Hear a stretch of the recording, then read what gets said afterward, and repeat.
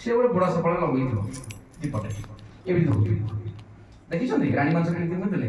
ହଁ ଏଇ ସାଇଡ୍ ପିନ୍ଧୁଥିଲେ। ଆଉ ନାକରେ କ'ଣ ଗୋଟେ ଗୋଲେଇ ବାଲା ହେଲା, ହଁ ନଥ ଗୋଲେଇ ବାଲା। କେତେବେଳେ ଏମିତି କ'ଣ କରୁଥିଲେ? ଦଧି ଦମନ କରୁଥିଲେ ସେତେବେଳେ କ'ଣ ନା ତାଙ୍କର ନାକର କାନର ଆଉ ଚୁଡ଼ି ପାଉଁଜି ଋଣ ଝୁଣ ଆବାଜ ହଉଥିଲା। ସେ ଘରଟା ଶୋଇ କ'ଣ ଭଗବାନଙ୍କର ଲୀଳା ଖେଳ ଶୁଣୁଥିଲା। ଆଉ ମାତା ଏତେ ସିରିୟସ୍ ଥିଲେ, ସେ ସମସ୍ତଙ୍କୁ ସଂସାର ଧରି ଦେଇଥିଲେ ଯେ ଯଦି କ'ଣ ଭ୍ରମଣ କଲେ ମୋର ପୁଅ ଖାଇବ, ମୋର ପୁଅ ଖାଇବ। ଆମେ ଗୁଆ ଝିଅଟେ ଆଣିଲେ ଭାତ ପେଟ ଗୋଟେ ମାର ଲୋଭ। ତେଣୁ ସେ କ'ଣ କଲେ? ପାଟି ନେଇ ସେ କ'ଣ କଲେ? ଦଧି ଦମନ କରୁଛନ୍ତି। ଆଉ କୃଷ୍ଣ ଦେଖୁଛନ୍ତି ଯେ ମୋ ମା ଏତେ ପରିଶ୍ରମ କରୁଛି, ଆରେ ଚାକର ବାକର ସମସ୍ତେ ଅଛନ୍ତି କରିବେ, ଏ କାହିଁ କରୁଛି?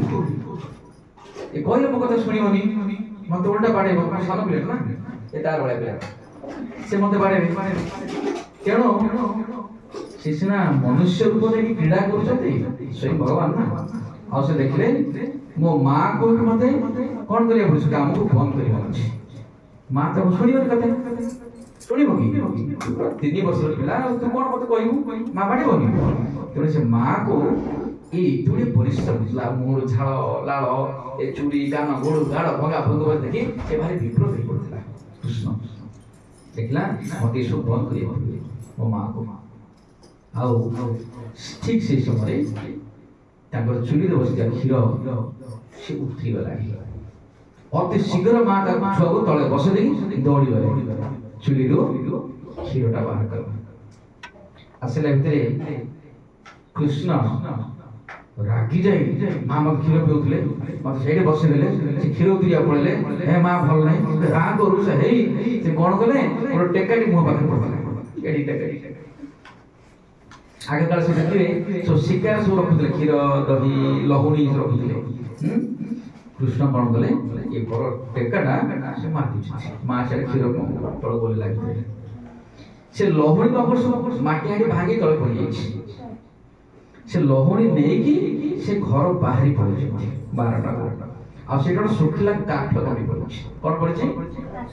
କାଠ ଗଣ୍ଡି ପଡ଼ିଛି। ସେ କାଠ ଗଣ୍ଡି ଉପରେ ବସି ସେ ଲହୁଣୀ ଚାଟିବାରେ ଲାଗିଛନ୍ତି। ଆଉ କିଛି ଲହୁଣୀ ମାଙ୍କଡ଼ ମାନଙ୍କୁ ଦଉଛନ୍ତି। ସେ ମାଙ୍କଡ଼ କିଏ? ହଁ, ଇଏ ସାଧାରଣ ମାଙ୍କଡ଼ ନୁହଁ। କୃଷ୍ଣଙ୍କର ଅଇଁଠା ଖାଇଲେ ସାଧାରଣ ମାଙ୍କଡ଼। ଭଗବାନଙ୍କୁ ପାଇବା ପାଇଁ କୋଟି କୋଟି ଜନ୍ମ ପଳଉଛି ଲୋକମାନଙ୍କର, ଋଷି ମାନଙ୍କର, ଦେବତା ମାନଙ୍କର। ମାଙ୍କଡ଼ ଆସି ଖାଇଦେବେ ସାଧାରଣ ମାଙ୍କଡ଼। ତାଙ୍କ ଲୀଳାରେ କୋଟି କୋଟି ଜନ୍ମ ତପସ୍ୟା କରିଥିବା ଲୋକ ହିଁ ଲୀଳାରେ ଅଂଶଗ୍ରହଣ କରିବେ, ସମସ୍ତେ ନୁହଁ। ତମେ ଆମେ ନୁହଁ, ଭୁଲି ଯାଆନ୍ତୁ। ସେ କୋଟି କୋଟି ଜନ୍ମ ତପସ୍ୟା କରିଥିବେ। ଭଗବାନ ଆପଣଙ୍କର ଯେକୌଣସି କ'ଣ ଯୁଗରେ ଆପଣ ଲୀଳା ଖେଳ କରିବେ, ମତେ ଟିକେ ଦୁବ ଘାସ କରିକି ରଖିବେ ନା। ଆପଣ ପାଦଟା ମୋ ଦୁବ ଘାସ ଉପରେ ଖାଲି ଚକୁଡ଼ି ଦେବେ, ବେଶ ମୁଁ ମୁକ୍ତି ହେଇଯିବି। ଆଉ ମାଙ୍କଡ଼ ଆସିବ ଏଇଟା ଖାଇଦେବ, ସେଟା ଭୁଲ ଧାରଣା। ତେଣୁ ସେ ମୁନି ଋଷି ମାନେ ସବୁ ଆସି ମାଙ୍କଡ଼ କୃପା, ଭଗବାନଙ୍କ କୃପା, ଅଶେଷ କୃପା। ତାପରେ ମା ଦେଖିଲେ କ୍ଷୀରକୁ ରଖିଲେ, ଦେଖିଲେ ଏଠି କ'ଣ ମୋର ଶିକା ଭାଙ୍ଗି ଯାଇଛି, ମାଟି ହାଣ୍ଡି କିଛି ଲହୁଣୀ ପଡ଼ିଛି। ସେ ଏହା ସବୁ ଦେଖି ଭାଇ ରାଗି ଯାଇ, ସେ ମଣିଷ ଶରୀର ନା, ସେ ଭଗବାନଙ୍କ ଶରୀର, ମଣିଷ ଶରୀର। ରାଗି ଯାଇ ଉତ୍କ୍ଷିପ୍ତ ହୋଇ ଗୋଟେ ଛାଟ ପଡ଼ିଥିଲା, ଛାଟ ଗୋଟେ ପାଟି ନାହିଁ ମା, ପାଟି ନାହିଁ ମନ ଶୁଣିବେ ସବୁ। ତେଣୁ ସେ ଛାଟ ଦେଖିଲେ, ଛାଟଟା ଉଠେଇଲେ, ମୋ ପୁଅ ଗଲା।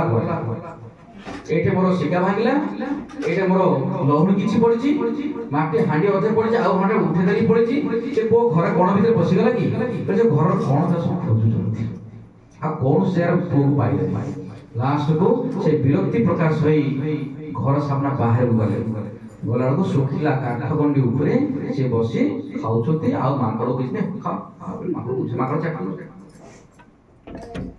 ତେଣୁ ମା ଦେଖିଦେଲା, ରାଗି ଯାଇ ସେ ବାଡ଼ିରେ ତାକୁ ଉତ୍କ୍ଷିପ୍ତ କଲା ବାଡ଼ିଆ ପାଇଁ। ଆଉ ପୁଅ ଧାଉଁଛି, ପୁଅ ଦୌଡୁଛି। ତା ପିଛରେ କିଏ ଦୌଡୁଛି? ମାତା ଦୋଷରା ରାଗି ଯାଇ ମୋ ପୁଅକୁ ବାଡି କଣ ଭଗବାନ କିଏ ବାଡେଇ ପାରିବ? କିଏ ବାଡେଇ ପାରିବ? ସାହସ କରିବ? ତାଙ୍କ ପାଦ ତଳେ ଅନନ୍ତ କୋଟି ବ୍ରହ୍ମାଣ୍ଡ ଭାସୁଛି। ଆମ ଗୋଟେ ବ୍ରହ୍ମାଣ୍ଡ ଅଛୁ କି ନାହିଁ? 14 ଭୁବନ ନେଇ ଗୋଟେ ବ୍ରହ୍ମାଣ୍ଡ ତିଆରି ହେଇଛି କି ନାହିଁ? କିନ୍ତୁ ସେମିତି ଅନନ୍ତ କୋଟି ବ୍ରହ୍ମାଣ୍ଡ ତାଙ୍କ ପାଦ ତଳେ ଭାସୁଛି। ତାଙ୍କୁ କିଏ ମାରିବ? ତା ଚାକିରି ପିଧଥିଲେ ମାରିବ? ତା ବିଷୟ ଭାବିବ ମାରିଟା ଭୁଲି ଯାଉ। ତେଣୁ ସେ କଣ କଲେ, ମାତା ତା ପିଛା ଗୋଡଉଛନ୍ତି ଆଉ ପୁତ୍ର ଦୌଡୁଛି। ମାତା ଦୌଡ଼ି ଦୌଡ଼ି ଦୌଡ଼ି ପୁରା ନାଳ ଝାଳ ହେଇକି ପୁରା ହାଲିଆ ହେଇଗଲେ। ଲୁଗା ଏମିତି ଖସି ଯାଉଛି, ଲୁଗା ଖସି ଆସୁଛି, ସ୍ତନ ଦେଖାଯାଉଛି। ଆଉ ଲୋକଙ୍କର ଲାଜ୍ଜା ତାଙ୍କ ମୁଣ୍ଡରେ କିଛି ପଶୁନାହିଁ। କାହିଁକି ନା ତାଙ୍କ ଉଦ୍ଦେଶ୍ୟ କଣ, ଲକ୍ଷ୍ୟ କଣ? ମୋ ପୁତ୍ରକୁ ଧରିବି। ଉଦ୍ଦେଶ୍ୟ କଣ? ମୋ ପୁତ୍ରକୁ ଶିକ୍ଷା ଦେବି। ତେଣୁ ସେ ଦୌଡୁଛନ୍ତି। ଆଉ ଦୌଡ଼ି ଦୌଡ଼ି ସେ ହାଲିଆ ହେଇଗଲେ। ଆଉ ଶେଷ ଅବସ୍ଥାରେ ଆସିଲେ। ଆଉ କୃଷ୍ଣ ଦେଖୁଛନ୍ତି ମୋ ମା ମତେ ଦୌଡୁଛନ୍ତି। ତେଣୁ ଏଥର ମୁଁ ଧରା ଦେବି। ଯଦି ନ ଧରା ଦେବି ସେ ଶୁଣିବେ ଯଶୋଦା ମା। ଆଉ ସେ କୋଉଠି ପଡ଼ିଯିବେ, ଗୋଡ଼ ହାତ ଭାଙ୍ଗିଯିବାର ସମୟ ଅଛି, ମୁଣ୍ଡ ହାତ ଭାଙ୍ଗିଯିବାର ସମୟ ଅଛି। ସେ ବହୁତ ଦୁଃଖ ମୋ ପାଇଁ ପାଇବେ। ସେ କଣ କଲେ, ଚାରିଟାକୁ ସ୍ଲୋ କଲେ। ଆଉ ମା ଦୌଡୁଛନ୍ତି। ଏଥର ପୁଅ ଧରିବି କୁଆଡେ, ହାଲିଆ ହେଇଗଲା ଛୋଟ ପିଲା। ଆଉ ଦୌଡ଼ି ଦୌଡ଼ି ଆସିକି ତାର ହାତରେ ଧରିଥିଲେ। କିଏ ଧରିଛି? ମାତା ଯଶୋଦା। କାହାକୁ ଧରିଲେ? କୃଷ୍ଣ, ଶିଶୁ କୃଷ୍ଣକୁ ଧରିଲେ। ଧରି ପକେଇଲେ, ଭଗବାନ ଅଟୋମେଟିକ ଧରା ଦେଇଦେଲେ। କାହାକୁ? ନା ମା। ଧରା ଦେଇଦେଲେ, କହିଲେ ଏଥର କୁଆଡେ ଯିବୁ? ଏଥର ବାଡେ ବାଡେ ଚୁପା ଛଡେଇ ବୋଲେ ବାଡି ପୁଣି ଧରି ଟେକୁଛି ବାଡି। ଆଉ କୃଷ୍ଣ ସେଠି ଛଳନା କରୁଛନ୍ତି। କଣ ଛଳନା? ଆଖିରେ ଲୁହ କାଢୁଛନ୍ତି, କାନ୍ଦିଲା ଭଳିଆ ଅଭିନୟ କରୁଛନ୍ତି। ଆଉ ମା ଦେଖୁଛନ୍ତି ମୋ ପୁଅ କଣ ବହୁତ ଭୟଭୀତ ହେଇଛି। ମୁଁ ତାକୁ ଯଦି ଆହୁରି ବାଡେଇବି କାଳେ ପଡୁଛି, ମୁଁ ବେଲି ପୁଅ ପାଇଛି। ସେ ମା ଏସବୁ ଭାବନା ଆସିଗଲା। ଯେତେବେଳେ ଭାବନା ଆସିଗଲା, ଏ ଛାଟଟାକୁ ଫୋପାଡ଼ି ମତେ ଆଉ ଦରକାର ନାହିଁ, ମୋ ଛୁଆକୁ ବାଡେଇବି। କିନ୍ତୁ ତାକୁ ଦଣ୍ଡ ଦେବ। କେମିତି ଦଣ୍ଡ ଦେବେ? ସାହିତ୍ୟିକ ଭାଷାରେ ଉଦ୍ଦୁଖଳ କହିବେ। ଉଦ୍ଦୁଖଳ ମାନେ କାଠ ଗଣ୍ଡି। ସେ ଯୋଉ କାଠ ଗଣ୍ଡି ପାଖକୁ, ଏଇ ଟାଇପର କାଠ ଗଣ୍ଡି ଧରନ୍ତୁ, ଏମିତି ବଡ ସାଇଜ ଥିଲା, ବଡ କାଠ ଗଣ୍ଡି ପାଖକୁ ଟାଣି ଟାଣି ଆଣିଲେ। ତାଙ୍କ ଘର ସାମ୍ନା ଯୋଉ ବସି ଖାଉଥିଲେ ମାଙ୍କଡ ଦଉଥିଲେ। ଆଉ ସେଠି ସେ କଣ କଲେ, କାଠ ଗଣ୍ଡି ପାଖକୁ ଲଗେଇକି ରଖିଲେ। ଏଠି ଥା, କୁଆଡେ ଯିବୁ? ଏ ଛାଟରେ ରହ, ମୁଁ ଦୌଡୁଛି ଘର। କିଛି ପାଇଲେନି ଦୌଡ଼ି। ଖଣ୍ଡିଏ ଦୌଡ଼ି ଧରିକି ଆସିଲେ, ତାକୁ ବାନ୍ଧିବେ। କେମିତି ବାନ୍ଧିବେ? ଉଦର ଖଳା।